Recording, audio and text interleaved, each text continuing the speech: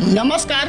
मनरद येथे बैलाची गाडी अडवून पैसे मागणाऱ्या 7 जणांविरुद्ध गुन्हा दाखल। 7 जणांविरुद्ध शहादा पोलीस ठाण्यात खंडणीचा गुन्हा दाखल। गुरांची गाडी अडवून पैशांची मागणी करणाऱ्या मनरद येथील 7 जणांविरुद्ध शहादा पोलीस ठाण्यात खंडणीचा गुन्हा दाखल करण्यात आला आहे। सविस्तर वृत्त असे की शहादा तालुक्यातील मनरद गावाजवळ प्रकाशा तळोद्याकडून बैलजोडी भरून चोपडाकडे वाहतूक करण्यात येत होती।